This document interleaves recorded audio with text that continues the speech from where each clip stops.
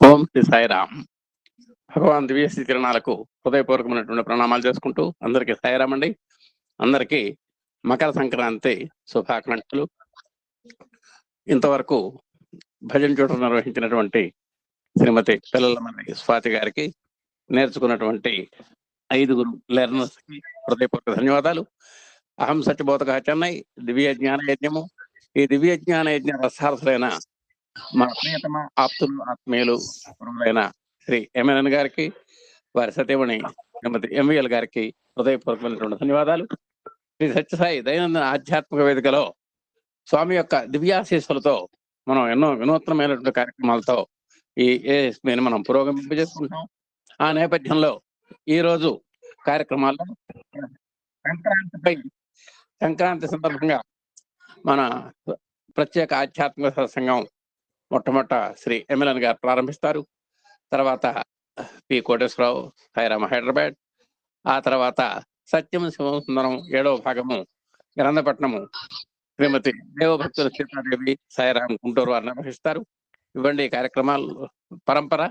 ఇప్పుడు ప్రస్తుతం ప్రత్యేక ఆధ్యాత్మిక సత్సంగం by our beloved MLN sir Chennai. Sairam sir.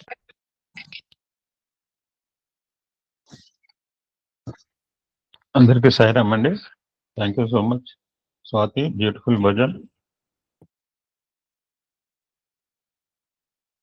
నిన్న కొన్ని విషయాలు మాట్లాడుకున్నాం. ఇదివరకు పండగలు అంటే ఒకళ్ళే మాట్లాడేవాళ్ళం.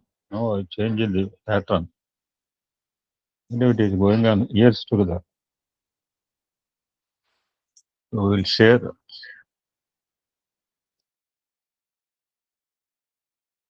సో మెనీ సంక్రాంతి మెసేజెస్ స్వామీస్. నాకరైతే 20 దాకా ఉన్నాయి.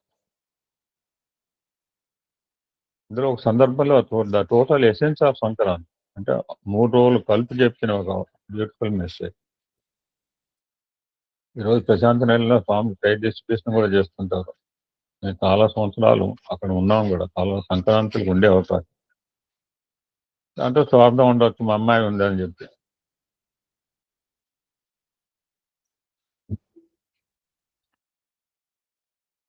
ఇప్పుడు మనం గ్రామీణ వాతావరణంలో అంటే ఇప్పటికీ పట్టణాల్లో పెట్టుకునే వాళ్ళు పెడుతుంటారు. గొబ్బిళ్ళు అని పెడుతుంటారు. గ్రామీణ వాతావరణంలో అయితే కంపల్సరీ పెడతారు. అర్ధరాత్రి దాకా ముగ్గులు వేయటం, రాత్రే ముగ్గులు వేయటం, వాళ్ళకి పురుషులు కూడా వాళ్ళకి సహాయం చేయటం, లైట్ ఇవన్నీ కూడా మన గ్రామీణ వాతావరణంలో చూసినవే, కొత్తగా మనకు కొత్త ఏం కాదు. జనరల్గా 3 రకాలుగా 3 గొబ్బిళ్ళను పెడుతుంటాం.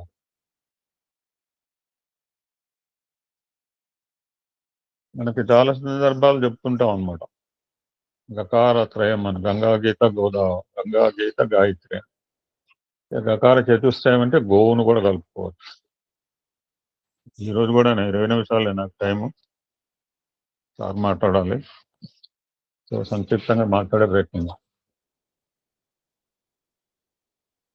గొబ్బిళ్ళు 3 ఎందుకు పెడతారు అంటే 3 ముద్దలు కూడా 3 రకాలుగా ఉంటాయి. అందులో centre of attraction belongs to Gopalam. రెండవ గొబ్బిళ్ళు కొంచెం చిన్నదిగా చేస్తారు, 3 ఎక్కువలుగా చేస్తారు, మరి మీకే తెలియాలి.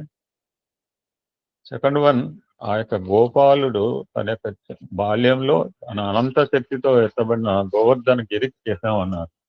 గొబ్బిళ్ళలో సెకండ్ వన్.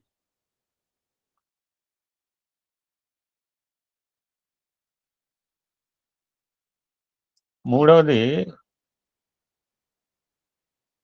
ఇక్కడ అది వచ్చింది మనకు. ఇప్పుడంటే ఇప్పుడు మరి ఇంత టెక్నాలజీ పెరిగిపోయింది. రాత్రి పోయి దున్నేసి వస్తాడు, రాత్రి పోయి కోసేసి వస్తాడు. ఈ టెక్నాలజీ కాకముందు అందరూ కూడా అరకలు, ఎడ్లు వాడిన వాళ్ళమే. మూడవది నిత్య జీవితంలో పాడి పంటలకు ఆధారమైన గోవులకి చిహ్నం. ఒకటి గోపాల, 2 గోవర్ధనగిరి, మూడవది ఈ యొక్క గోవుకి చిహ్నంగా 3 ఈ గొబ్బిళ్ళు 3 గకారాలకు ప్రతీకలు అన్నారు.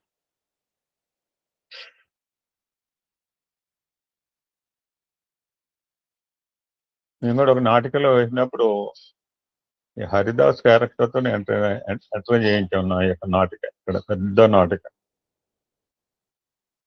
ఇక్కడ కూడా మరి పల్లెటూరులో మరి గ్రామీణ వాతావరణంలో ఉన్న వాళ్ళు ఎవరినో చూసారేమో మరి హరిదాసులు రావటం.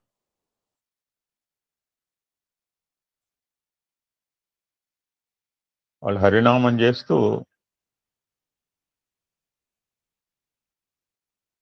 తర్వాత చూద్దాం ఈ సబ్జెక్ట్ హరిదాస్ గురించి కూడా కొంచెం బ్రీఫ్గా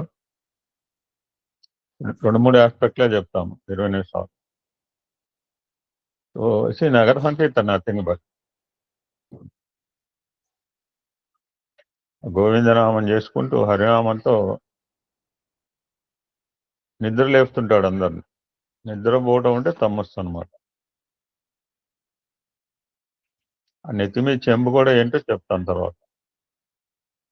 ఆయన ఎవరి దగ్గర ఎవరిని అడగడు, నామం చేసుకుంటూ వెళ్తుంటాడు. పెడితే స్వీకరిస్తాడు, పెట్టకపోయినా ఏమనుకో చేదరించాడు.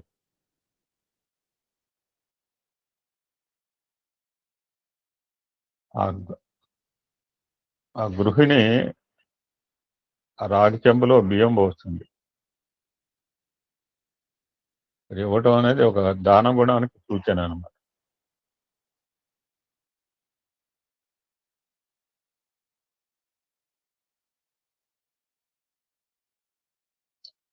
ఒకసారి టోటల్గా రివ్యూ చేద్దాము. What is Sankranti essence. ఒక పేరాలో రాయమంటే సంక్రాంతి గురించి ఎస్ఏ క్వశ్చన్ రాయమంటే ఎస్ఏ రాయాలి, పారాగ్రాఫ్ అంటే పారాగ్రాఫ్లో రాయాల్సి వస్తుంది. ఒక 10 లైన్లో రాయమన్నారంటే స్వామి ఒక సందర్భంలో చెప్తే మాట్లాడినాం. మొన్న కూడా మనం ముచ్చరించుకున్నాం. దానికి చారి గారు కూడా వాళ్ళు అందమే ఆనందం, అందంలోనే ఆనందం ఉంది, ఆనందంలోనే అందం ఉంది. ఇది festival related to nature to show hour gratitude.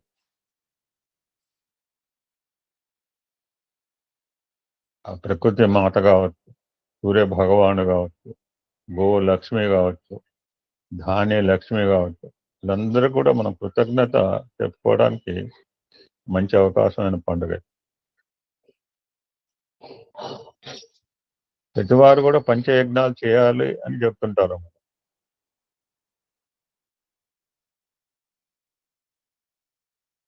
అంటే యజ్ఞం వల్ల పాజిటివ్గా, దాన్ని ఆపోజిట్ చెప్పాలంటే మనం రుణాలు అనమాట.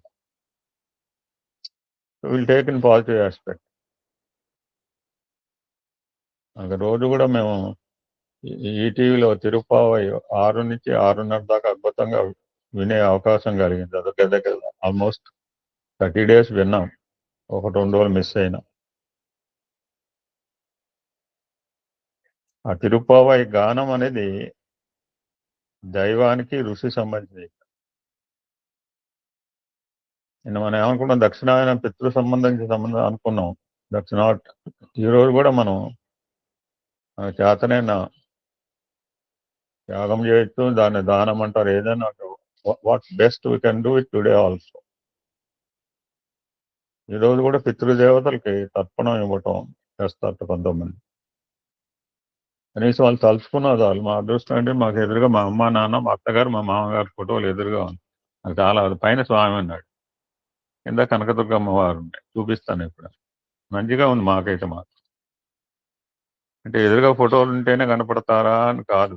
ఇప్పుడు ఎదురుగా చూస్తుంటే నాకు నేను అనుకోకుండా అసంకల్పితంగా పైన స్వామి ఫోటో ఉంటుంది, అయ్యప్ప స్వామి ఫోటో ఉంది, మా అమ్మగారు, మా నాన్నగారు, మా అత్తగారు, మా మామగారు.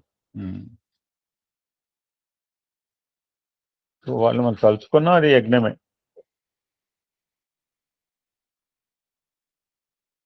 ఇంకోటి మూడవది, మనల్ని ఆశ్రయించిన జీవిస్తున్న వారికి సుష్టిగా సంతృప్తిగా భోజనం పెట్టడం మనిషి. మా పైన అమ్మాయి ఉంది, ఎన్నింటికి లేచింది, 5-6 రకాల పదార్థాలు తీసుకొచ్చింది, స్వామి దగ్గర పెట్టింది. మేము కూడా 2-3 రోజులు బట్టి ఏదో తెచ్చుకున్నాం. ఎవరి గురించో తెచ్చుకున్నాం తెలియదు. నేను తిన్నానో లేదో నాకు తెలియదు. But we are going. మా ఇంటికి వచ్చిన అందరికి కూడా ఇస్తున్నాం ఆ ప్రసాదం. సో పంచడం నేర్పుతుంది ఈ పండుగ. కేవలం మనం భోజనం చేయడం కాదు, మనం ఎలాగ చేస్తాం. ఇప్పుడు అమ్మాయికి ఏం వస్తుంది చెప్పండి? వాళ్ళ ఇంట్లో భర్త ఉన్నారు, 2 పిల్లలు ఉన్నారు. ఇప్పుడు మాకు సరిపడా ప్రసాదం 4-5 రకాల ప్రసాదాలు తీసుకొచ్చి స్వామి దగ్గర పెట్టుకుంది ఆ పాదాల మీద. ఇంకా మా మేడం మా ఇంటి ముందు అపార్ట్మెంట్ కల్చర్. మరి ఇంకెవరన్నా ఇప్పుడు అమెరికాలో ఉన్నా కానీ ముగ్గులు వేసే వాళ్ళు ఉన్నారు. అపార్ట్మెంట్ అంటే ఎప్పుడు వాడు నాకేంట్లే, నా ఇల్లు నాదే. ఇక్కడ మాకు భూమి లేదు, ఆకాశం లేదు, మధ్యలో ఉన్నాం మేము. త్రిశంక స్వర్గం అంటారు. కింద భూమిని ఆనుకోలేదు, నెత్తిమి ఆకాశం లేదు, మధ్యలో ఉన్నాం. బట్ మా మేడం వెళ్ళి కింద ముగ్గులు వేసి ఏదో పూలు పెట్టొచ్చింది. కనీసం 7 ఉన్నారు. కొన్ని అపార్ట్మెంట్లు అయితే అందరు కలిసి చేసే సందర్భాలు కూడా ఉన్నాయి. మేము చూసాం. మేము అపార్ట్మెంట్ లోనే ఉన్నాం. ఒక 2 పర్యాయాలు 2 పర్యాయాలు. స్వామి బ్యూటిఫుల్ గా చెప్తారు ఒక 6 లైన్లు సంక్రాంతి గురించి. భోగి అంటే ఎందుకు వచ్చిందో కూడా this is the actual reason. Next will go to the topic. 10 నిమిషాలు ముగిస్తాను, తర్వాత కోటేశ్వరరావు గారు మాట్లాడతాను. ప్రతి గృహము, ముఖ్యంగా సేద్యగాని గృహమందు ధనధాన్యములు నిండి ప్రశాంతంగా విశ్రాంతిగా ప్రజలు గడిపేదాన్ని.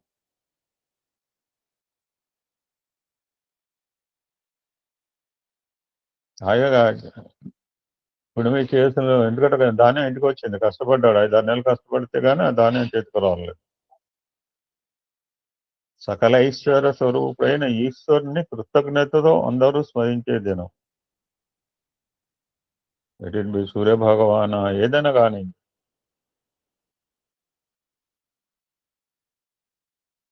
మేము పంట పండించట్లేదండి, నాకేం రాలేదండి, నేను బియ్యం కొనుక్కుంటున్నానంటే ఇక్కడ ఐశ్వర్యము అంటే మనకు చాలా రకాల ఐశ్వర్యం ఉంది. ధర్మం ఒక ఐశ్వర్యము, జ్ఞానం ఐశ్వర్యము, ప్రేమ ఐశ్వర్యము, ఇవన్నీ కూడా ఐశ్వర్యాలే. ఇవన్నీ కూడా మనకు సంపదలే. భౌతిక సంపద అంటారు, నైతిక సంపద అంటారు, ఆర్థికంగా ఒక పుష్టిగా ఉంటాడు, ఆధ్యాత్మిక రకరకాల సంపద మనం చూస్తున్నాం సొసైటీలో.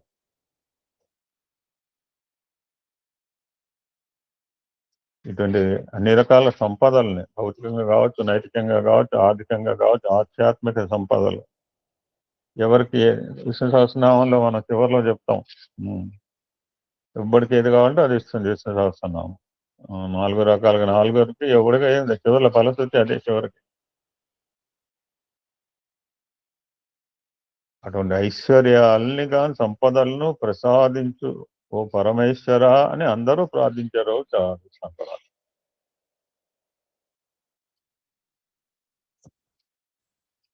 నిన్న కాలాతీతం వల్ల చెప్పలేదు, చిన్న ముచ్చట చేసి దాన్ని హ్యాండ్ ఓవర్ టు కోటేశ్వరరావు.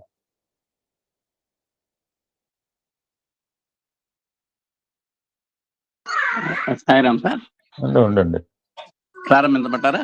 లేదు, just I will take another 10 minutes. ఎందుకంటే మళ్ళీ సంవత్సరం దాకా చెప్పడానికి అవకాశం రాదు మీకు నాకు.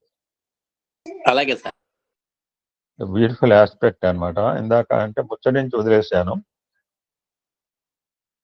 నిన్నటి సమయం నేను లేదు, మనం కుదుర్చుకుంటున్నాం కదా, మనం చక్కగా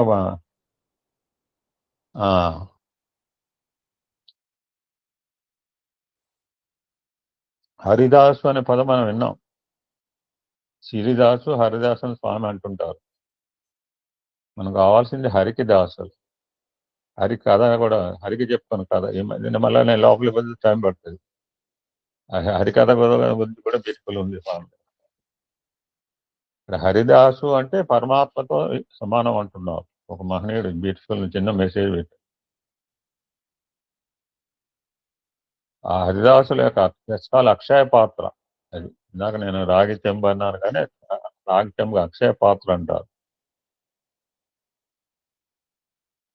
వాళ్ళు జీవిస్తారన్నమాట. అందులో ఏమేస్తున్నా కృష్ణార్పణం అంటారో రామాది, మనం ఏమిచ్చావో చూడరు. నాగరు ఒక గురుస్వామి ఉన్నాడు, చేతిలో డబ్బులు పెట్టి చూపించాడు, రూపాయి అయినా ఏమండు 500 పెట్టిన ఒక అయ్యప్ప గురుస్వామి అనమాట.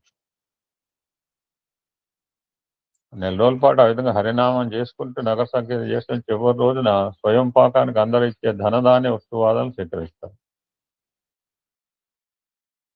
ఇంకా ముఖ్యమైనది ఏంటంటే సూర్యభగవానుడు ప్రసాదించింది అక్షయ పాత్ర మనకు తెలుసు. రసకాలు పంచలోహ పాత్రగా భావిస్తారు. ఈ మధ్య మోటార్ సైకిల్ మీద కూడా వస్తున్నారు మోడర్న్ హరిదాసులు. ఎన్నో ఈసారి కనపడలేదు కానీ ఇంతకుముందు కనపడదు. ఈ ధనుర్మాసం నెల రోజులు సూర్యోదయానికి ముందే శ్రీకృష్ణ గోదాదేవిని స్మరించి నేను గోదా కళ్యాణ్ సినిమా వేశారు. తిరుప్పావై పఠనం అక్షయ పాత్ర ధరించి వాళ్ళు గ్రామ సంచారం. వాళ్ళు ఏమన్నారు, హరినామం తప్పితే ఏమన్నారు, అక్షయ పాత్రను దించరు.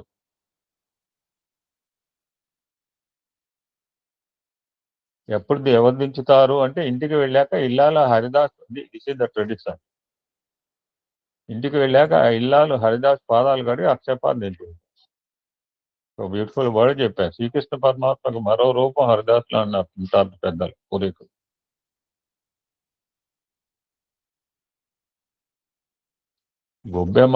గొబ్బెమ్మల ఇంటి ముందు చక్కగా అలంకరించి హరినామస్మరణ చేసే వారిని అనుగ్రహించడానికి హరిదాసు రూపంలో వైకుంఠం నుంచి శ్రీ మహావిష్ణువు వస్తాడని పురాణ కథనం.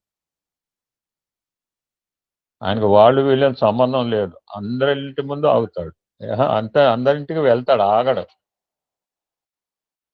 పిలిస్తే ఆగుతాడు అంతే, అడగడు కూడా.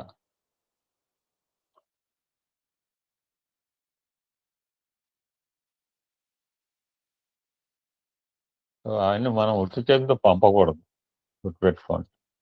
గ్రామాల్లో ఉన్నవాళ్ళు, గ్రామాల్లో లేని పట్టణాలు మనకు చేతన ఎంతో మంది వస్తుంటారు మన ఇంటికి.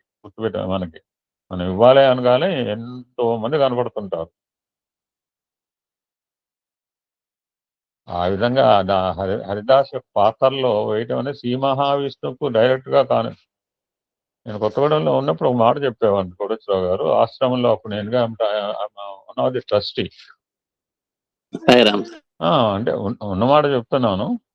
నన్ను ఎవరిని అడిగితే చెప్పేవానండి, దేవుడు హుండీలో వేస్తే డబ్బులు దేవుడు చందవనే ఇవ్వడండు, చెందుతాయో లేదో కానీ నాకు తెలియదు. కానీ ఈ పిల్లలు ఇక్కడ ఏమన్నా 100 రూపాయలు 1000 రూపాయలు కనుక ఇస్తే ఖచ్చితంగా పిల్లలు చెందుతాయి సార్ ఆశ్రమానికి.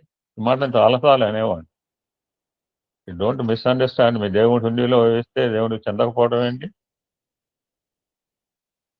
చెందకపోతే చెండాలుతాడు. అది ఈ హరిదాసు గురించి చివరిది ఏంటంటే, హరిదాసు తల మీద గుండ్రటిగా ఉన్న రాగి పాత్ర భూమికి సంకేతం. అది ఎవరు పెట్టారంటే సాక్షాత్ శ్రీ మహావిష్ణువు వాళ్ళ శిరస్సు మీద పెట్టారు. కనుక మన ఇంట్లో ఎన్ని పనులు ఉన్నా కానీ గ్రామీణ వాతావరణంలో ఉన్నవాళ్ళు ఆయన హరినామ సంకీర్తన వస్తే మాత్రం అదృష్టవంతులు. గ్రామీణంలో ఉన్నవాళ్ళు. మేము వచ్చి సిటీలో పడ్డాం. పక్కన సౌండ్లు 6 నెలల బట్టి ఇంకెన్ని రోజులు భరించాలి. చిన్న బిట్తో నేను కంక్లూడ్ చేస్తా సార్. మీరు మాట్లాడండి, మీరు నచ్చుకుంటే వరే సార్. ఒప్పుకున్న వాళ్ళే ఉంటారు. What a fantastic message. నేను చెప్పలేకపోయాను, బ్రీఫ్ గా నారేట్ చేస్తాను. నిన్నటి రోజున భోగి. నిన్న భోగి అనుకోవచ్చు, ఎప్పుడైనా భోగమే. భోగం అంటేనే భోగి. మనం గోదా పాస్ట్రాలు కూడా రోజు పెట్టుకున్నాం మనం ఈ యొక్క మెసేజ్లో. ఇక్కడ గోదా అనే శబ్దం 7 రకాల మీనింగ్లు ఇస్తుంది సార్. నేను రాత్రి చదివాను, సో దట్ ఐ కెప్ట్. ఇంకా నేను పోస్ట్ చేస్తాను అనుకున్నాను. గోదా అంటే వాక్కు, గోదా అంటే వస్త్రము, గోదా అంటే అద్దము, గోదా అంటే విజనకర్ర, గోదా అంటే ధనము, గోదా అంటే జ్ఞానము, గోదా అంటే సేవనిచ్చినది.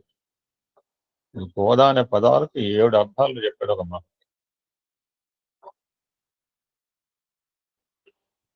గోదా అంటే తన్మంధన్, శరీరము, బుద్ధిని, చిత్తాన్ని ఒక మాటలో మన మొత్తాన్ని ఆ జీవాత్మే గోదా. మనకి ఏ పువ్వులు దొరికితే ఆ 2 పువ్వుల్ని నామాలు మనకు వచ్చిన నామాన్ని చెప్పుకుని ఆయనకు అర్పించడంలో ఈ పాసురాల్లో చెప్పింది మహాత్మ. సో సింగిల్ వాళ్ళు ఈ గోదా కళ్యాణము అంటే చేసుకుంటారు. నిన్నటి రోజున జీవాత్మ పరమాత్మ అది గుళ్ళోకి వెళ్ళిపోయింటే మళ్ళీ మెర్జ్ అయిపోయింది అది. నేను చివరిలో చూడలేదు. నిన్న మనం భోగి అంటే ఎందుకో చెప్పుకున్నాం. This I can conclude. There are so many narrations are there for Bhogi. అసలు వ్యవసాయదారులు పంటలను ఇళ్లకు చేసుకుని విశ్రాంతితో భోగం అనుభవిస్తారు కనుక దీనికి భోగి అనే పేరు వచ్చింది కొంతమంది చెప్తుంటారు. బట్ మహనీయులు విఘ్నులు వేరే కారణం చెప్తారు. గోదాదేవి నెల రోజులు వ్రతం చేసి రంగనాథుని వివాహం ఆడి ఆ స్వామి చెంతకు చేరి భోగం అనుభవించిన రోజు భోగి అంటారు. చాలా మంది అనుకుంటారంటే చలికి తట్టుకోలేక వేసిన భోగి మాత్రం అనుకుంటాం. యాక్చువల్ ఫైనల్ గా అసలు ఆంతర్యం ఏంటంటే డీప్ గా కనుక పరిశీలిస్తే అగ్ని అంటే జ్ఞానము. ఈ పండితులు చెప్పిన మాట. అందులో కలప అంటే అజ్ఞానం. జ్ఞానంలో అజ్ఞానాన్ని తగలబెట్టడమే భోజనం. ఆగలో ఏం లేవు కలపలంటే అజ్ఞానము, ఆరాటము, ఆశ, విపరీత భ్రమ, ఇవన్నీ కూడా కలపలే. ఇవన్నీ కూడా జ్ఞాన రూపమైన భగవంతుల్లో దహింపజేయడం భోజనం అంటే. అటువంటి పవిత్రమైన పర్వదినం ఈ యొక్క సంక్రాంతి. ఎవరికి తోచిన విధంగా వారు జరుపుకుంటుంటారు. ఇలా అలానో ఏం లేదు. చాలా విషయాలు చెప్పే ఉన్నాయి కానీ నేను అల్లుల మీద కూడా ఒక పాట పాడతా కానీ ఈసారి సమయం లేదు. కోటేశ్వరరావు గారు మాట్లాడమని నేను నిన్నే చెప్పాను. Now you can speak. జై సాయిరామ్. ఓం శ్రీ సాయిరామ్. భగవాన్ దివ్యశ్రీ చరణాలకు హృదయపూర్వకమైన పాదాలు చేసుకుంటూ ఏఎస్పీ సభ్యులందరికీ మరొక్కసారి మకర సంక్రాంతి శుభాకాంక్షలు తెలియజేసుకుంటూ మా అధినేత దంపతులు ఎమ్మెల్యే గారు, ఎంవీఎల్ గారు ఈ మకర సంక్రాంతి సందర్భంగా వారికి కూడా ఈ అహం సత్యబోధకని ఇంకా ఎన్ని వేల రోజులైనా సరే చక్కగా నడిపేటువంటి శక్తి సామర్థ్యాలు వారికి ఇవ్వాలని ఆ స్వామిని వేడుకుంటూ మన స్వామి యొక్క దివ్యానుగ్రహ వృష్టి వల్ల అహం సత్యబోధక సభ్యులు, వారి కుటుంబ సభ్యులు, వారి బంధుమిత్రులు అందరూ కూడా సుఖ సంతోషాలతో ఉండాలని ప్రప్రథమంగా అందరికీ శుభాకాంక్షలు తెలియజేస్తూ గురువు గారు చెప్పినటువంటి విషయాలే ఉంటాయి. ఇవాళ గురువు గారు చక్కగా విశేషాలు చెప్పారు. మనం ఎక్కడా వెళ్ళలేదు. నిజంగా గొబ్బె ముద్దలు 3 పెడుతుంటారు, మూడు పెడుతుంటాం. ఆ మూడిట్లో ఎవరెవరిని దేనికి సమర్పిస్తాం అనేటువంటిది, ఒకటి గోపాల్ అన్నారు, ఒకటి గోవర్ధనగిరి అన్నారు, గోవులు అన్నారు. చాలా అద్భుతమైనటువంటి విషయం వచ్చింది. హరిదాసులు సిరిదాసులు కూడా చక్కగా చెప్పారు. సంక్రాంతి పర్వదిన విశేషాలు కూడా చెప్పారు. గోద అంటే సప్త అర్థ శోభితంగా వర్ణించారు ఆయన. మరి అంత మహత్వం ఉంది కాబట్టి గోదా కళ్యాణం వల్ల మనం అంతా కూడా పునీతులం అవుతున్నాం. అలాగే నాకున్నటువంటి కాల పరిమితిలో కొన్ని విషయాలు మీకు చెప్పడానికి ప్రయత్నం చేస్తాను. భోగి మనం చేసుకుంటామండి. ఇది 3 రోజుల పండుగ కాబట్టి భోగి చేస్తాం. భోగి జ్వాలయ సముత్పన్న యథాతు నసమతిం నివారయసి చిత్తేమే తథా అవిద్యాం నివారయ అంటాం. అంటే భోగి మంట సామాన్యంగా చాలా మంటలు వేస్తుంటాం మనం, కానీ భోగినాడు వేసేటువంటి ఆ జ్వాలకి చాలా గొప్పది ఉన్నది. భోగి జ్వాల అంటారు దీన్ని. అమ్మా, నువ్వు భోగినాడు వస్తున్నావు తల్లి, నువ్వు ఈ దిట్టమైనటువంటి మంచు తెరల్ని నువ్వు ఏ విధంగా తొలగిస్తావో అలాగే మాలో ఉన్నటువంటి అంధకారాన్ని కూడా తొలగించి మమ్మల్ని దీప్తిమంతుల్ని చేయాలమ్మా అని మనం కోరుకుంటున్నాం. నిజంగా భోగి మంటలు నిందా గురువు గారు అన్నట్టుగా కేవలం చలి కోసం కాదివి, చలి నివారణ కోసం కాదివి. మనకు పొలాల్లో మొన్నటిదాకా పంటలు ఉన్నాయి. ఎప్పుడైతే పంటలు కోసారో ఆ పంటలను ఆశ్రయించుకున్నటువంటి క్రిమి కీటకాదులన్నీ కూడా ఇప్పుడు గ్రామాల మీద విజృంభణ చేస్తాయి. ఆ గ్రామాల మీద విజృంభణ చేసేటువంటి ఆ క్రిమి కీటకాదులని తిప్పి కొట్టాలి, ఎదుర్కోవాలి. దానికి మార్గాలు ఏంటంటే కింద గురువు గారు చెప్పినట్టు గొబ్బిళ్ళు. ఆ గొబ్బిళ్ళు కూడా కొంత నివారణ చేస్తాయి. అలాగే భోగి మంటలు కొంతవరకు నివారణ చేస్తాయి. అలాగే ఈ భోగి జ్వాలలు కూడా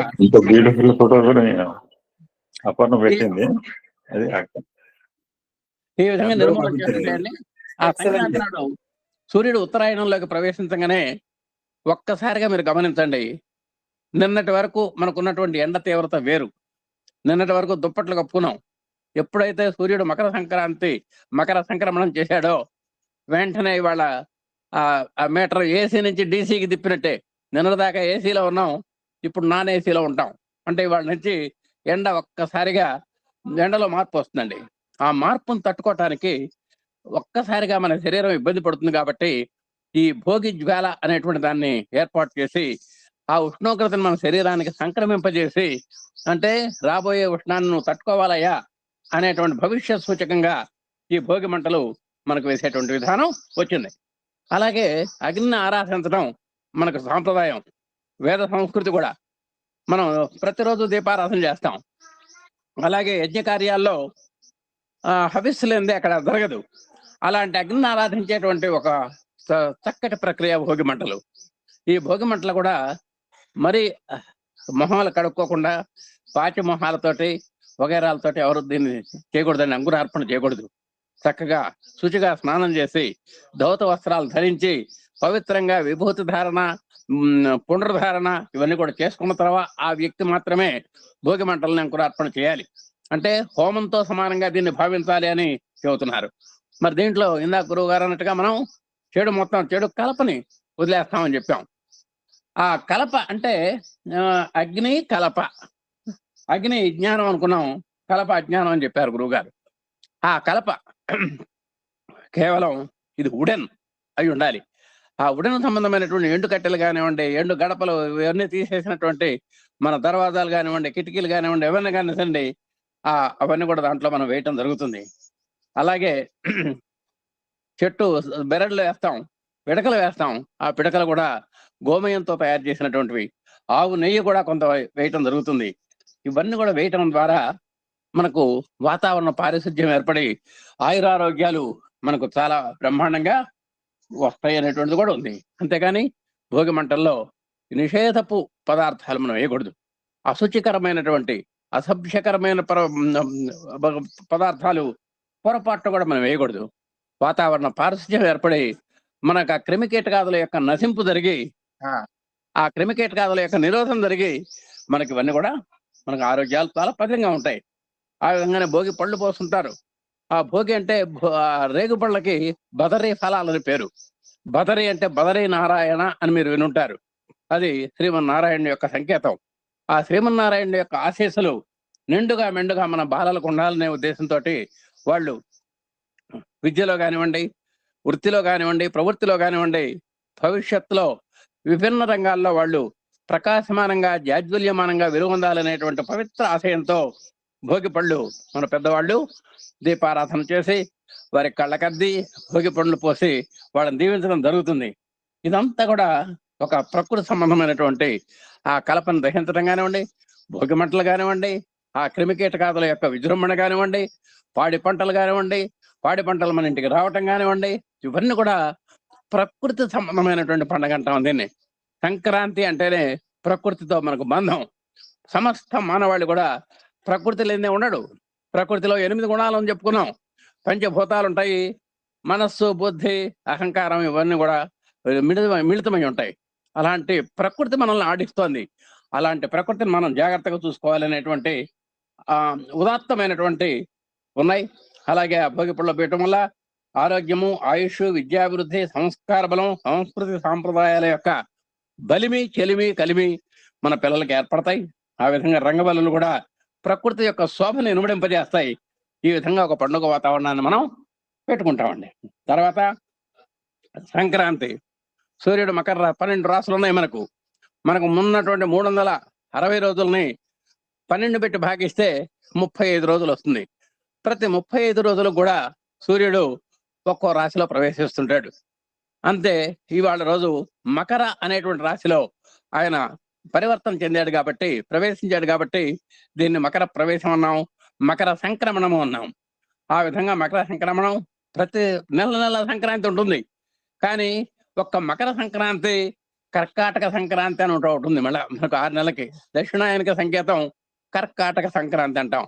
ఇది మకర సంక్రాంతి అంటాం. ఆ కర్కాటకము దక్షిణాయనకు అంటే దక్షిణాయనానికి సూచన, దక్షిణ అయనానికి సూచన అయితే ఈ మకర సంక్రాంతి ఉత్తర అయనానికి ఈ సూచకంగా ఉంటుందన్నమాట. ఆ విధంగా ఆయనకి దేవతలందరికీ కూడా ఉత్తరాయణం పగలతో సమానంట. అలాగే దక్షిణాయన కాలం 6 నెలలు కూడా రాత్రితో సమానం అని చెప్తున్నారు. అంటే ఏ కాలమైనా సరే ఆయన కాలపురుషుడు కాబట్టి ఆయనకి అన్ని చెల్లుతాయి. ఇక సంక్రాంతి నాడు మనం మకర రాశిలో ప్రవేశించడం వల్ల కాస్త వాతావరణంలో మార్పు వస్తుంది, ఉష్ణోగ్రతలు పెరుగుతాయి, మరి పంటలు కూడా చేతికొస్తాయి. ఇది ముఖ్యంగా రైతన్నకు సంబంధించినటువంటి పండగ. అందుకని ఎక్కడెక్కడ బిడ్డలు కూడా రైతాంగం నుంచే మనం వచ్చాం. రైతు మనకు అన్నదాత, ఆయన అన్నం పెడుతున్నాడు. ఆయన చల్లగా ఉంటే మనం చల్లగా ఉంటాం. అలాంటి అన్నదాతకి సంకేతమైనటువంటి పండుగ మనకు సంక్రాంతి. చక్కగా పంటలు చేతికి వస్తాయండి. మరి ఆయన కలిమి బలిమి చెలిమికి సంకేతం ఈ పండగ. అలాగే రైతులు ఆనందంతో పరవశించేటువంటి పండగ ఇది. మరి ఆ బీదాబిక్కి మరి ఏమాత్రం వెచ్చగాళ్ళు కానివ్వండి, అనాథలు కానివ్వండి, తాడితులు కానివ్వండి, పీడితులు కానివ్వండి, అందరికీ ఎంతో కొంత ఏదో కొంత ఇచ్చి వారిని సంతృప్తిపరిచి వారి యొక్క జీవన గమనానికి మనం మనం నాంది చేస్తాం. అంతేకాకుండా పితృదేవతలను కూడా పూజిస్తాం. మీరు ఒక్కటే గుర్తుపెట్టుకోండి, పితృదేవతలను పూజిస్తేనే మనం సుభిక్షంగా ఉంటాము. మీరు దేవతా పూజలు ఎన్నన్నా చేయండి, అది కుదరదు. మొట్టమొదట మీ పితృదేవతలకు చాలా మంది నిర్లక్ష్యం చేసేటువంటిది ఈ విషయంలోనే. అందరికీ కొన్ని వేల రూపాయలు ఖర్చు పెట్టి మనం తిరుపతి వగైరాలు ఇవన్నీ కూడా ఖర్చు పెట్టి రకరకాల పూజలు చేయిస్తాం, కళ్యాణాలు చేయిస్తాం. కానీ పితృదేవతల యొక్క తిథి నాడు కనీసం 3 పిండాలు పెట్టడానికి మనకు అవకాశం లేదు, చేతులు రావు, మనసు కలగదు, బుద్ధి పుట్టదు. ఎప్పుడైతే గాంధారిని చెప్పాడు, అమ్మ నువ్వే నీ బిడ్డలను చూడకపోతే నా కరుణ ఎట్లా ఉంటుందన్నాడు శ్రీకృష్ణ పరమాత్మ. అలాగే దాన్ని సంకేతంగా చేసుకొని పితృదేవతల యొక్క దయ మనకు ఉండాలి అంటే, ముందర దేవతల యొక్క దయ మన మీద ఉండాలి అంటే పితృదేవతలను మనం సంతృప్తి పరచాలి, పితృ తర్పణాలు వదలాలి. అలాంటి అమూల్యమైనటువంటి పండగ ఇది. అలాంటి పితృదేవతలకి మనం అగ్రతామూలం ఇవ్వాల్సినటువంటి పండగ. అలాంటి ఆపాల గోపాలని కూడా ఇష్టమైనటువంటి గాలిపటాలు కూడా ఎగరేస్తారు. అంటే ఈనాడు ముక్కోటి దేవతలు విహరిస్తుంటారు ఆకాశంలో. ఆ విహరించేటువంటి ముక్కోటి దేవతలకి ఆహ్వానం పలికేటువంటి పండగే పతంగ అంటే గాలిపటాల పండగ. తద్వారా ఈ పండగ నాడు అందరం ఒక తోట చేరుకుంటాం కాబట్టి బంధాలు, అనుబంధాలు, రాగాలు, అనురాగాలు బాగా బలపడేటువంటి పండగ ఇది అని చెప్పుకున్నాం. ఇక చివరిగా 2 నిమిషాల్లో కనుమ పండుగ గురించి చెప్పి విరమిస్తానండి. సంక్రాంతి పండుగ మనకు కృతజ్ఞత కూడా నేర్పుతోంది. ఎందుకంటే పాడి పంటలు ఇచ్చినటువంటి భగవంతుడికి మనం అన్నదాత ద్వారా మనం కృతజ్ఞతాంజలి ప్రకటిస్తున్నాం. ఆనందం ఇస్తున్నాడు ఆయన. ఐక్యత. ఎంతమంది కలిస్తే వ్యవసాయం కావాలి చెప్పండి? నేను ఒక్కడినే వ్యవసాయం చేస్తానంటే కుదురుతుందా? కుదరదు. కాబట్టి ఎన్నో రంగాల వాళ్ళు కావాలి, ఎంతో బలిమి కావాలి, ఎంతో సఖ్యత కావాలి. ఆ విధంగా ఆనందం, ఐక్యత, నేర్పరితనం ఇవన్నీ కూడా భారతదేశం మనం పుణుకుపుచ్చుకున్నాం. మన వ్యవసాయ క్షేత్రం. ఈ కనుమ మనకు పశు సంపదకు సంకేతం. వ్యవసాయం చేయాలంటే కేవలం రైతు చాలదు, ఆ రైతుకు పశువులు కూడా, నోరు లేని పశువులు కూడా వాళ్ళకి కావాలి. అలాంటి పశువులు సుభిక్షంగా ఉండాలి. వాళ్ళ యొక్క జీవనానికి ఆధారమైనటువంటి పండగ. ఈ రోజు వాటినన్నింటినీ కడిగి వాటిని శుచిగా చేసి వాటికి కావలసినటువంటి మేత చక్కగా పెట్టి ఈ రోజు మంచి సెలవు దినంగా దానికి ప్రకటించి వాటిని ఆవులు, ఎద్దులు, గేదెలు వీటన్నిటిని ఆరాధన చేసేటువంటి పండగ ఇది. అలాగే వాటిని పూజ చేస్తాం, గౌరవంగా చూసుకుంటాం. అవి క్షేమంగా ఉంటేనే మనం వ్యవసాయం క్షేమంగా ఉంటుందనేటువంటి మనం గుర్తిస్తాం. ఆ విధంగా భోగి, సంక్రాంతి, కనుమ గ్రామీణ సంస్కృతికి ఒక ప్రత్యేకమైనటువంటి చిహ్నాలైనటువంటి పండగలంటివి. ప్రకృతి, జంతువులు, మనుషులు వీటికి ఉన్నటువంటి అవినాభావ సంబంధం మనకు చక్కగా తేటతెల్లం చేసేటువంటి పండగ మనకు సంక్రాంతి. కాబట్టి ఆ భోగి, సంక్రాంతి, కనుమ పండుగలు మన తెలుగు సంస్కృతికి, సాంప్రదాయానికి, అన్నదాత యొక్క గొప్పతనానికి ఇవన్నీ కూడా ప్రతిబింబాలుగా మనకు లోకానికి చాటుతున్నాయి. రైతుల కష్టాన్ని తెలిపేటువంటి పండగ సంక్రాంతి. అంటే ఆరుగాలం కూడా కష్టించి పంట రాగానే ఆ పంటకు నమస్కారం చేసుకొని తొలి ముద్ద తినేటువంటి ఆ రైతును మనం అభినందించాలి. ఈ పండుగ రోజుల్లో ఈ పండుగ మనకేం చెబుతోంది? ఐక్యతగా ఉండాలని చెబుతోంది, కృతజ్ఞతాభావాన్ని చెబుతోంది, మహదానందాన్ని కలిగిస్తోంది. మానవ జీవితం యొక్క సార్థక్యాన్ని మనకు ఎలా చేసుకోవాలనో చేస్తోంది. ఆ విధంగా సంక్రాంతికి మనం అంతా కూడా సుభిక్షంగా ఉండాలని, స్నేహంగా ఉండాలని, ప్రేమగా ఉండాలని, అనురాగాలు పెంచుకోవాలని, చీటికి మాటికి వచ్చేటువంటి చిన్న చిన్న విషయాలకి మనం క్రోధ ఆవేశపూరితులై ఆ బంధాలు అనుబంధాలు తెంచుకోవద్దని, మన ప్రగాఢమైనటువంటి బంధాలు ఇనుమడింపజేసుకోవాలని ఈ సంక్రాంతి ఆశిస్తోంది, ఆకాంక్షిస్తోంది, శుభాకాంక్ష చేస్తోంది. ఆ విధంగా ఒక ఆశిస్తూ మనం కోరుకొని ఇక మనం చివరి సెలవు తీసుకున్నామండి. మకర సంక్రమణము, మకర సంక్రమణము మహద్భాగ్యములిచ్చి సంతరించు సిరులు సంపదాళి, సంతరించు సిరులు సంపదాళి. అహము సత్యబోధ ఆత్మీయ సుజనాళి, అహము సత్యబోధ ఆత్మీయ సుజనాళి. డెందమలర మీకు వందనాలు, డెందమలర మీకు వందనాలు. ఆ విధంగా అహం సత్యబోధక అధినేత అధినేత్రి ఎమ్మెల్యే గారికి, ఎంవీఎల్ గారికి మరొక్కసారి సంక్రాంతి శుభాకాంక్షలు తెలియజేస్తూ, మీరందరూ కూడా సుఖశాంతులతో, శాంతి సౌమనస్యాలతో, జయ విజయాలతో, పుత్ర పౌత్రాభివృద్ధితో, ఆయురారోగ్య ఐశ్వర్య సంపత్తితో మన సభ్యులు వాళ్ళు సకుటుంబ సపరివార సమేతంగా మరి ఉజ్వలంగా వెలగాలని ఆశిస్తూ ఆకాంక్షిస్తూ, ఓం శ్రీ సాయిరాం. అందరికీ సాయిరాం. శ్రీమతి దేవభక్తుని సీతాదేవి గారు, సాయిరాం, గుంటూరు. సత్యం శివసుందరం 7వ భాగం ప్రారంభం. శ్రీ సాయిరాం. వినపడుతుందండి? సాయిరాం అండి, వినపడుతోంది. ఓం శ్రీ సాయిరాం. సర్వదా సర్వదేవతాతీత భగవాన్ శ్రీ సత్యసాయి బాబా వారి పాద పద్మములకు ప్రణామములు. ఏఎస్పి అధ్యక్షులు పూజ్యులు ఎంఎల్ఎన్ సార్ గారికి, అమ్మ వరలక్ష్మి గారికి నా హృదయపూర్వక వందనములు. ఈరోజు మకర సంక్రాంతి సందర్భముగా ఏఎస్బి సభ్యులందరికీ నా వందనములు.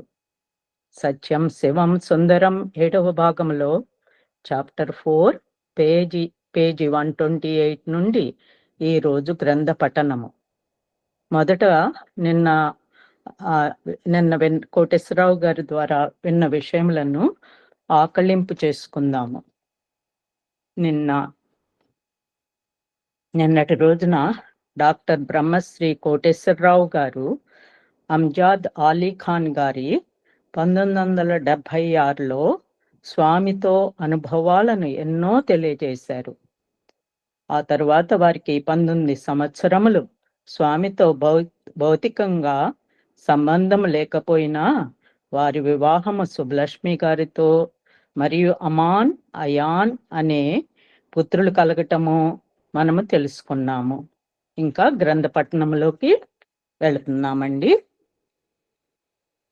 1995 నవంబర్లో భగవాన్ బాబావారి 70వ జన్మదినోత్సవ వేడుకల సందర్భంగా ప్రశాంతి నిలయంలో నిర్వహింపబడిన జాతీయ సమైక్యతా భావన సంగీతోత్సవం the spirit of unity concerts సందర్భంగా భగవాన్ బాబావారితో నా భౌతిక సంబంధాలు పునరుద్ధరించబడి భగవానులతో మేము భావంలోనూ బాహ్యమునందున నిరంతర అనుబంధం కొనసాగిస్తూనే ఉన్నాము. పుట్టపర్తిలోనే కానియండి, బృందావన్లో కానియండి, లేదా భగవాన్ ఢిల్లీ పర్యటన సందర్భంలో కానియండి, భగవాన్ బాబా వారు మా కుటుంబం అంతటికీ తమ దర్శన స్పర్శన సంభాషణానుగ్రహాన్ని దివ్యాశీసులను దండిగా మెండుగా ప్రసాదిస్తూనే ఉన్నారు. వారి దివ్యత్వపు ఉనికి ఎల్లవేళలా మమ్మల్ని ఆవరించి మా చుట్టూ ఉండటాన్ని మేమందరం నిరంతరము అనుభవిస్తూనే ఉన్నాము. బాబావారు మాకు చూపుతున్న మార్గం మా జీవితాలకు ఒక నూతన అర్థాన్ని ప్రసాదిస్తోంది. భగవాన్ బాబావారు మూర్తిభవించిన ప్రేమ స్వరూపులు. వారు అనంత కరుణామృత సింధు. వారి దివ్య ప్రేమ కరుణలు వారి మనోహర నేత్రాలలో స్పష్టంగా ప్రతిబింబిస్తూనే ఉంటాయి. ఈ ప్రపంచాన్ని మానవుడు జీవించేందుకు మేలైన ఆవాస స్థానముగా మెరుగుపరిచి మార్చివేశారు భగవాన్. సర్వశక్తిమంతుడు సర్వేశ్వరుడగు భగవంతుడు పూర్ణావతారిక ఈ భూమిపై వెలిసి ఉన్నాడు. అవతారమూర్తి ఎరుక తెలిసిన ఈ ప్రపంచం ఆయనను భగవాన్ శ్రీ సత్యసాయి బాబా నామరూపములతో ఆరాధిస్తోంది. ఇది ఆలీఖాన్ గారు 1975 19 ఏళ్ళు స్వామితో మరలా ఆయనకు అనుభవము కలగలేదన్నమాట. ఆఫ్టర్ 19 years మరలా 1995లో 70వ జన్మదినోత్సవానికి స్వామిని అనుగ్రహంతో ఆ స్వామిని కలవటము, ఆయన భావనలో ఎప్పుడూ స్వామితోనే ఉండటము, ఆ కుటుంబం అంతా స్వామి స్పర్శన సంభాషణ అన్ని ఆశీస్సులను పొందటము. ఈ ప్రపంచము ఎలా ఉందంటే ఆయన అభిప్రాయము మన భగవంతుడు స్వామి ఉండటం వల్లనే ఎలా ఉందని ఆయన వ్యక్తపరిచారనమాట అలీఖాన్ గారు. ఇప్పుడు ఇంకొక సంగీతకారుని గురించి తెలుసుకుందాము. పాశ్చాత్య సంగీత తంత్రి వాద్య పరికరమైన మెండోలిన్ పేరు చెప్పగానే సాధారణంగా ఎవరికైనా వెంటనే పద్మశ్రీ ఉప్పలపు శ్రీనివాస్ పేరు తలుపుకు రావటం అతి సహజం.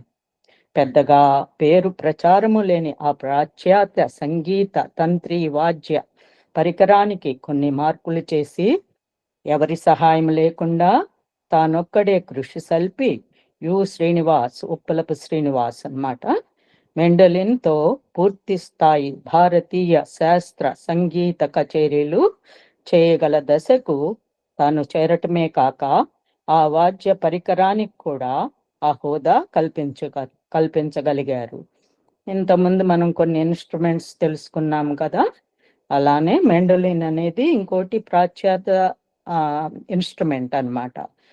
దాన్ని శ్రీనివాస్ గారు నేర్చుకుని దాన్ని ప్రచారంలోకి దాంతో కచేరీలు ఇచ్చి దాన్ని వృద్ధిలోకి హోదాకి మంచి ఇన్స్ట్రుమెంట్ గా తీసుకొచ్చారనమాట.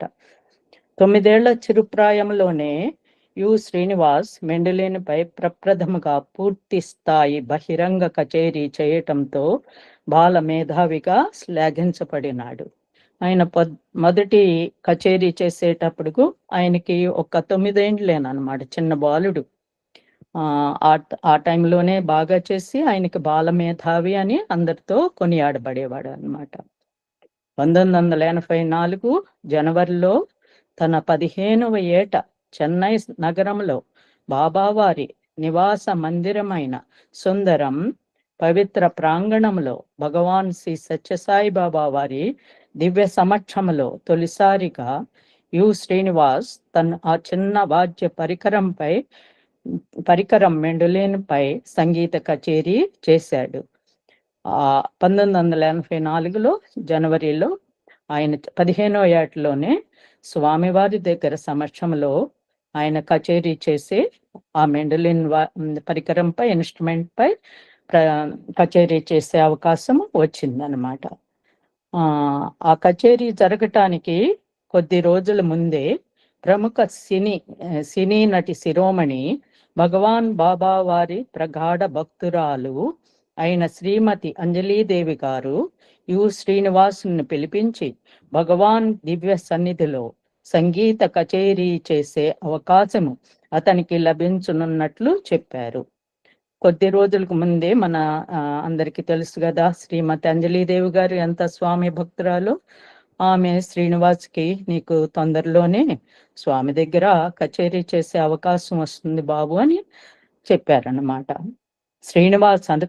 శ్రీనివాస్ అతనితో పాటుగా అతని కుటుంబ సభ్యులందరూ కూడా భగవాన్ బాబా వారి దివ్య సమక్షంలో కచేరీ చేసే దివ్య అవకాశం అతనికి లభించటం, వారి చిరకాల ప్రగాఢ ప్రార్థనలను ఆలకించి భగవంతుడు అనుగ్రహించిన మహావరప్రసాదముగా పరిగణించారు. ఆ కుటుంబం అంతా శ్రీనివాస్కి 15వ ఏటే అంతా అద్భుతమైన అవకాశం వచ్చినందుకు శ్రీనివాస్ గారి కుటుంబం అంతా స్వామిని ప్రార్థిస్తే పెద్ద వరప్రసాదంగా తీసుకున్నారన్నమాట.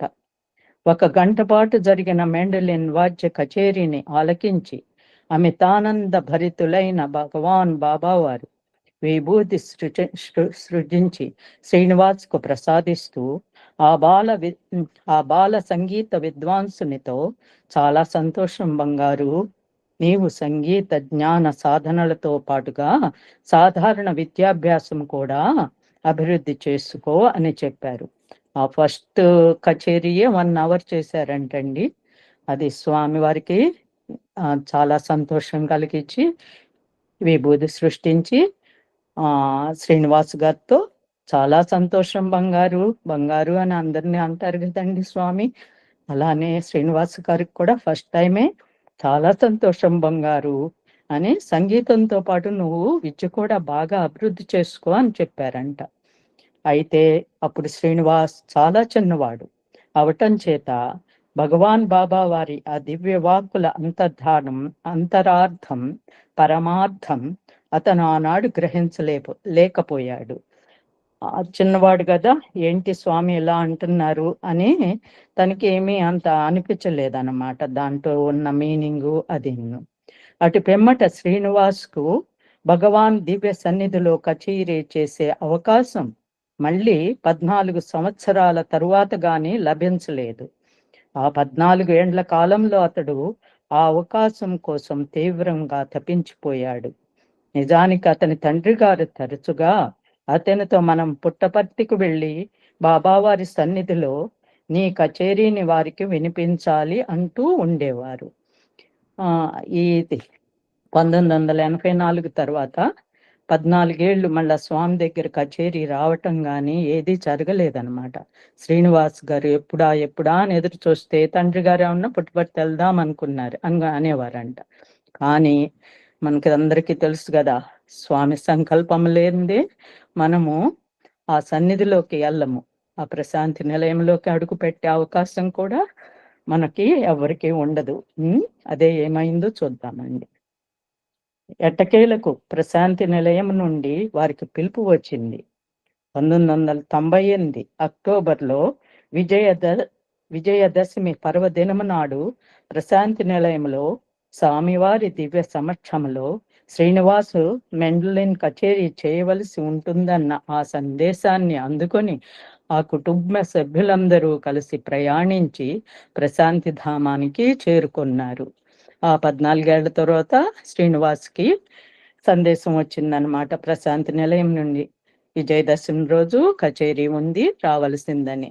ఆ సంతోషమైన వార్తకి కుటుంబం అంతా కలిసి ప్రశాంతి ధామానికి చేరుకున్నారనమాట.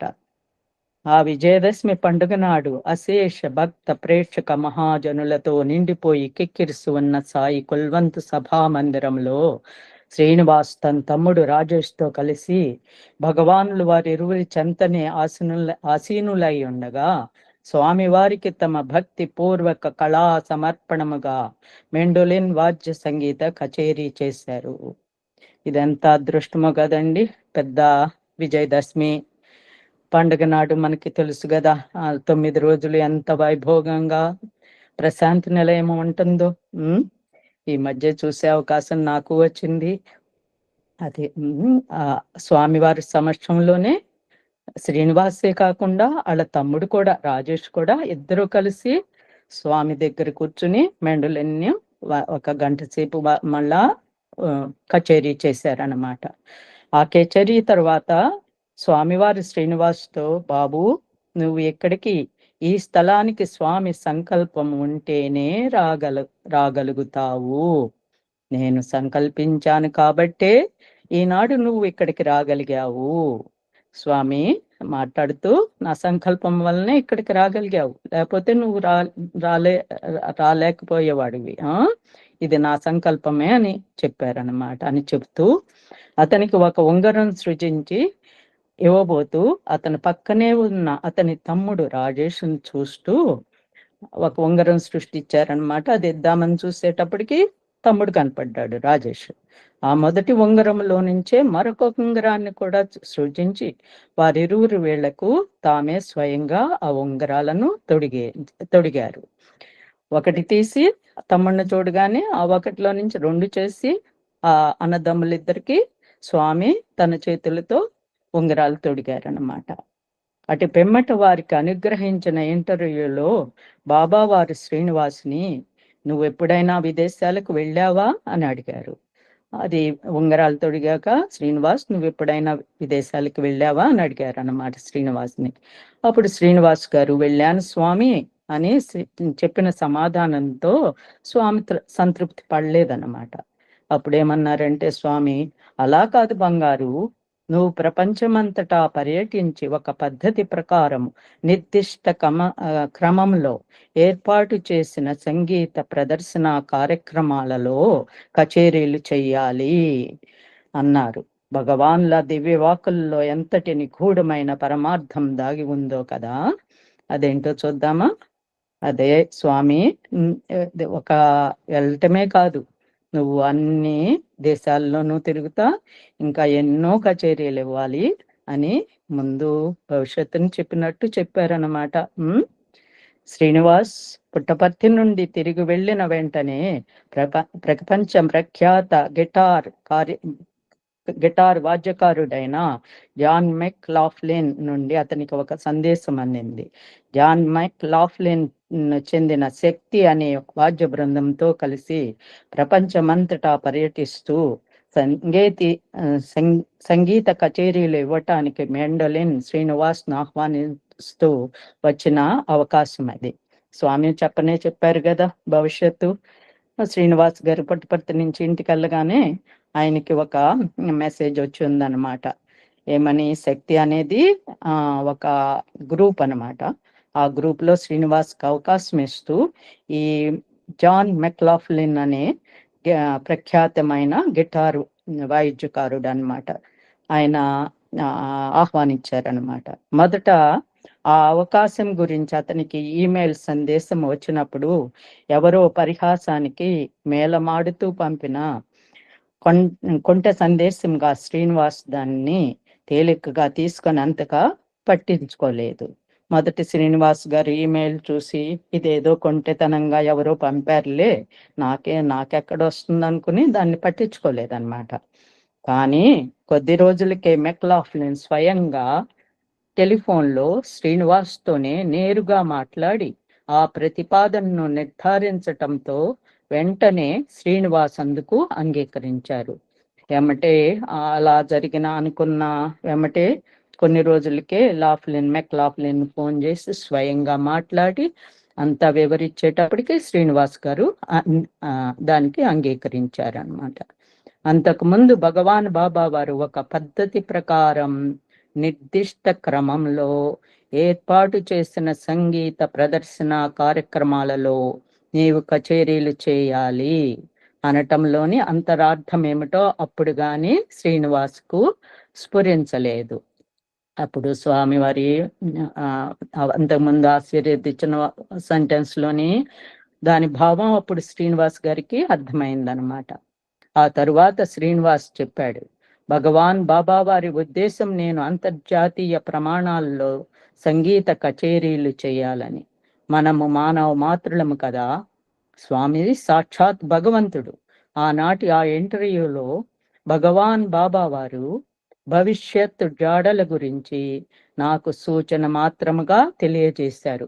అప్పుడు శ్రీనివాస్ గారు అనుకున్నారు, స్వామి సాక్షాత్ భగవంతుడు, ఆయనకు భవిష్యత్తు తెలుసు, ఆయన నాకు సూచన ఇచ్చారు అని అనుకున్నారన్నమాట. అయితే శ్రీనివాస్ను అంతకన్నా మరింతగా ఆనందాశ్చర్యాలకు గురి చేసిన మరొక వాస్తవము, మెక్లాఫ్లిన్ కూడా భగవాన్ బాబా వారి భక్తుడు అయ్యుండటం. అంతేగాక ఆ మెక్లాఫ్లిన్ కూడా మన స్వామి భక్తుడు అనమాట. అది ఇంకా ఆశ్చర్యపరిచింది శ్రీనివాస్ గారిని. లాఫ్లిన్ రచించి సంగీతం కూర్చున్న లోటస్ ఫీట్ చరణ కమలాలు అనే గీతం అతని అత్యుత్తమ గీతాల శ్రేణిలో ఒకటిగా ప్రపంచ వ్యాప్తంగా సంగీతాభిమానులు పరిగణిస్తారు. లోటస్ ఫీట్ అనే పాటని, చరణ కమలాలు అనే పాటని ఈ మెక్లాఫ్లిన్ రచించారనమాట. అది దేశ విదేశాల్లో అందరికీ ఇష్టమైన సంగీతాభిమానులందరికీ అభిమానించే పాట అన్నమాట. ఆ పాట బిలీవర్, విశ్వాసి అనే అతని గీతాలు సంకలనం ఆల్బంలోనిది. లోటస్ ఫీట్ గీతాన్ని తన మెండలిన్ పై పలికించిన ప్రతిసారి శ్రీనివాస్కి స్వామివారి ఉనికి ప్రస్ఫుటమై దివ్యానుభూతిని కలిగేది. ఈ లోటస్ ఫీట్ అనే పాటని శ్రీనివాస్ గారు ఎప్పుడు కచేరీ చేసినా స్వామి తనతోనే ఉన్నట్టు భావన వచ్చేదన్నమాట. అంతేకా దివ్యానుభూతి కలిగేది.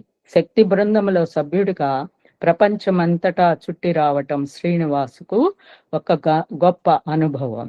ఇప్పుడు మెక్లాఫ్లిన్ గ్రూపు శక్తి అనే దానిలో కలిసి శ్రీనివాస్ గారు కూడా అన్ని దేశాల్లోనూ కచేరీలు చేస్తున్నారనమాట. ఆ గ్రూపే కాక రిమెంబర్ శక్తి బృందంతో కూడా మరొకసారి శ్రీనివాస్ ప్రపంచమంతటా సంగీత కచేరీలు చేస్తూ పర్యటించారనమాట. స్వామి ఆశీర్వాదంతో శ్రీనివాస్ గారు ఇప్పుడు ప్రపంచమంతా కచేరీలు చేస్తున్నారనమాట. తాను క్లిష్ట పరిస్థితుల్లోనూ కష్టాలలోనూ చిక్కుకున్న పలు సమయాల్లో భగవానుల అదృశ్య దివ్యహస్తం తనను ఆదుకుంటూ సహాయం అందిస్తున్నట్లు శ్రీనివాస్ అనేక సందర్భాల్లో గ్రహించగలిగేవాడు. విచారించకు బంగారు, నేను ఎల్లవేళలా నీతోనే ఉంటాను, నేను నిన్ను చూసుకుంటాను అని స్వామివారు శ్రీనివాసుకి అభయమిచ్చి ఉన్నారు కదా. మనం అందరం గుర్తేసుకోవాలి, Swami always with us, he is above us, below us, around us. మనం ఒక స్టెప్ వేస్తే స్వామి 10 స్టెప్పులు వేసి మన చెయ్యి అందుకుని ముందుకు నడిపిస్తారు. అది మనందరికీ తెలుసు గనుక మనము శ్రీనివాస్ గారి సిచ్యుయేషన్ మనం తెలుసుకోగలం కదా. భగవాన్ బాబా వారు శ్రీనివాస్ని ఆదుకొని అతనికి సహాయం చేయటంతో పాటుగా ఇతరులలో పరివర్తన కలిగించటానికి శ్రీనివాసును ఒక పరికరముగా నియోగించిన ఆసక్తికరమైన అనుభవైక సందర్భం ఒకదానిని ఇప్పుడు చూద్దాము. అట్టా స్వామి శ్రీనివాస్ గారికి ఎల్లవేళలా సహాయం చేస్తానే ఆ శ్రీనివాస్ గారిని అడుకుని ఇన్స్ట్రుమెంట్ గా వాడుకుని ఇతరులలో పరివర్తన చేయటానికి కూడా వాడుకున్నారు అనమాట. అదేంటో చూద్దాం ఇప్పుడు. ఒకసారి శ్రీనివాస్ అతని తమ్ముడు రాజేష్ కొన్ని వరుస కచేరీలు చేయటానికి ఆస్ట్రేలియా, న్యూజిలాండ్ దేశాల పర్యటనకు వెళ్ళారు. ఆ సంగీత కార్యక్రమాల నిర్వాహకుడైన పంజాబీ పెద్ద మనిషికి భగవంతుని పట్ల విశ్వాసం లేదు.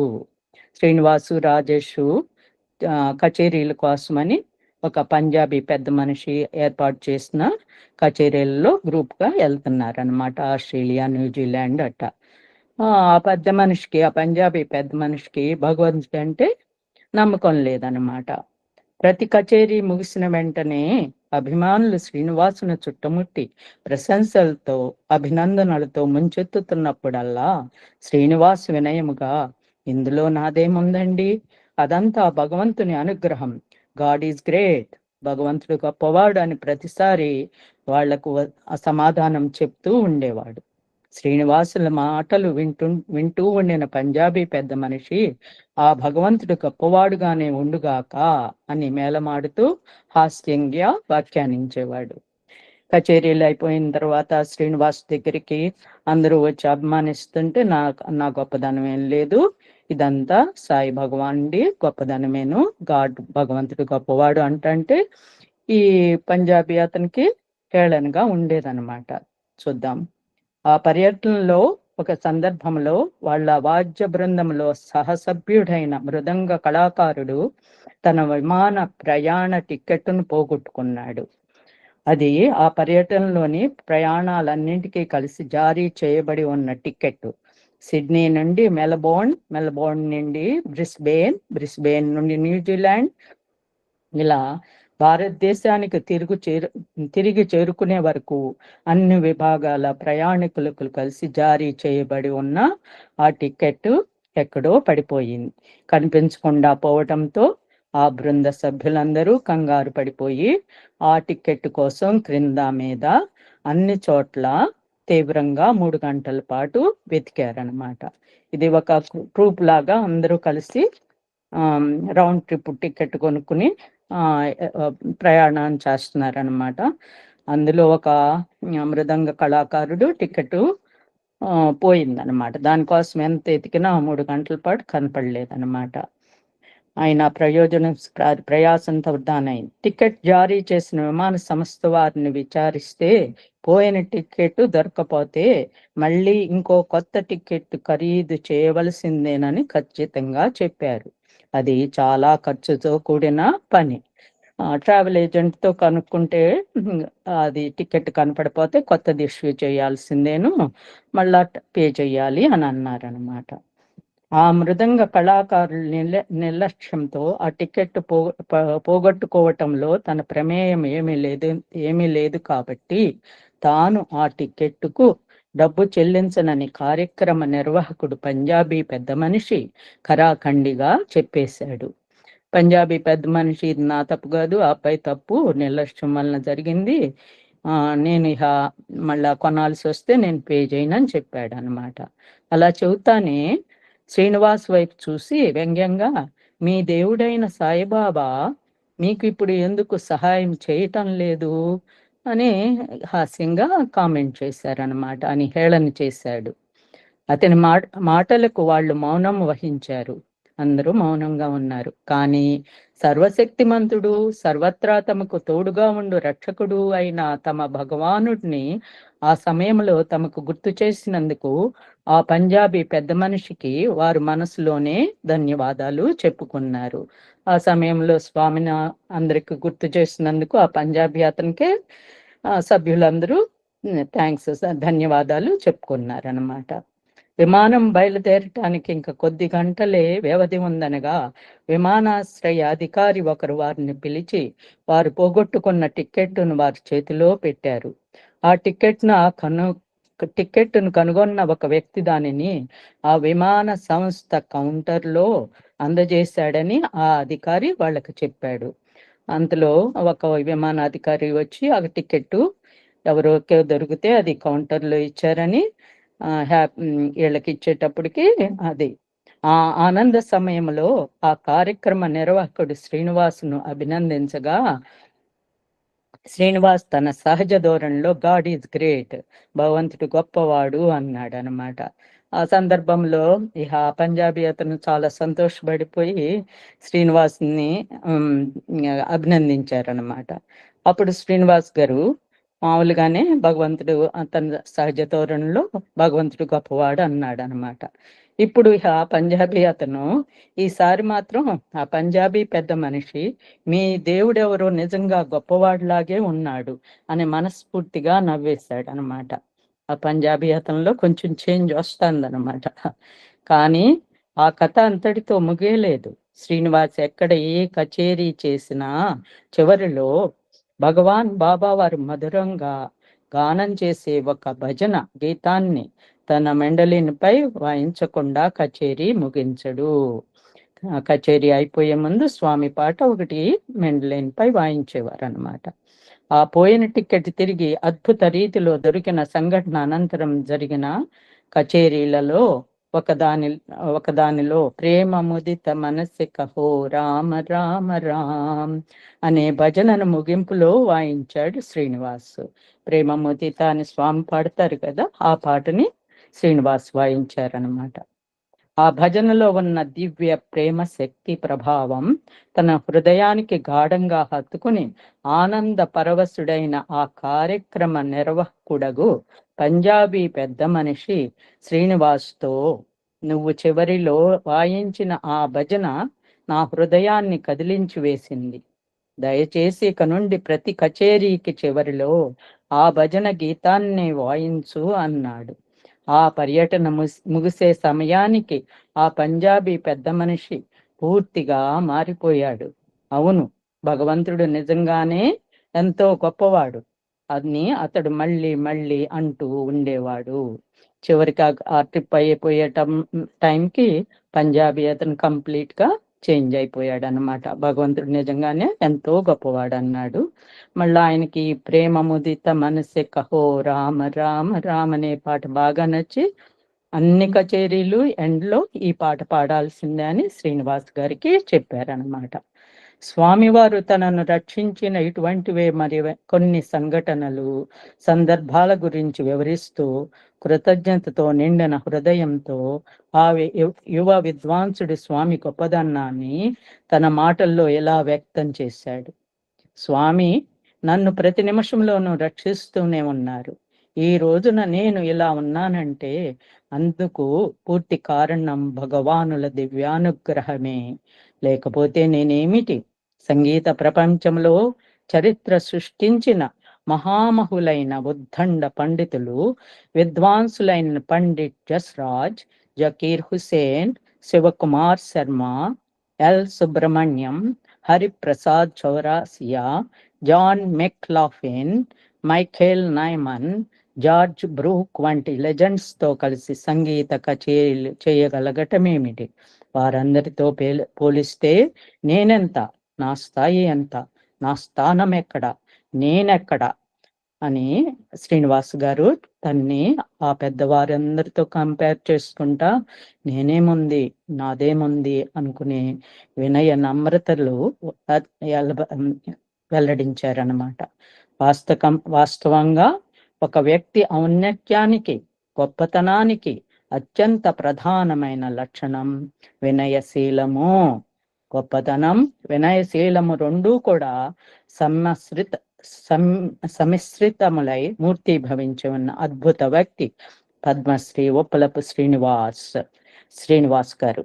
ఈ ఉప్పలపు శ్రీనివాస్ గారిలో వినయము, విధేయత అన్ని కలిసి రంగరించి ఉన్న మహానుభావులు.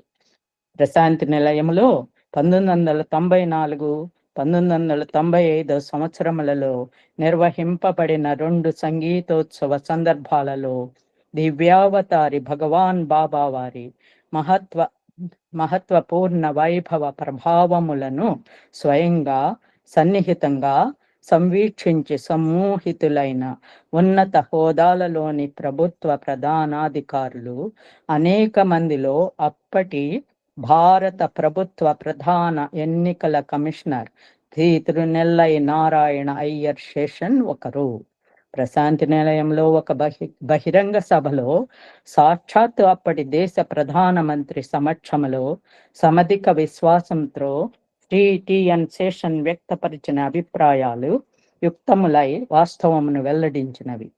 ఈ దేశ భవిష్యత్తు ఈ దివ్యావతారుని దివ్య హస్తాలలో సురక్షితంగా, సుక్షేమముగా పదిలపరచబడి ఉంది. ఈ దేశం పాలింపబడుతున్నది, రక్షింపబడుతున్నది ఢిల్లీ నుండి కాదు, ప్రశాంతి నిలయం నుండేనని నేను పరిపూర్ణంగా, ప్రగాఢంగా నమ్ముతున్నాను. ఒక్క ఈ దేశాన్నేమిటి, ఈ సృష్టి అంతటిని కాచి బ్రోచే సర్వోన్నత అంతిమ రక్షకుడు భగవంతుడే కదా అనేది ఆ టిఎన్ శేషన్ అనే గారు అనేది ఈ ప్రపంచాన్నంతా నడిపిస్తున్నది ఆ భగవానే కదా. ఆ అవతారమూర్తి శ్రీ సత్యసాయి భగవానుడు ఉండటం వల్లనే కదా ఈ కలియుగంలో కూడా ఇలాంటి మంచి కార్యాలు నిర్వహించేవారు ఉన్నారు కదా. ఈ ప్రపంచాన్నంతా భగవంతుడే నడిపిస్తున్నాడు అని సందేశాన్ని ఇచ్చారనమాట. ఈ 4th చాప్టర్ అయిపోయిందండి. ఇప్పుడు నా టైం ఉందండి, ఇంకా ముగించమంటారా? సాయిరామ్ మేడం గారు. సాయిరామ్. యా, ఒక్క మాట సార్, జస్ట్ 1 minute. రికార్డింగ్ తీసేసిన పర్లేదు, తీసేయమ్మా.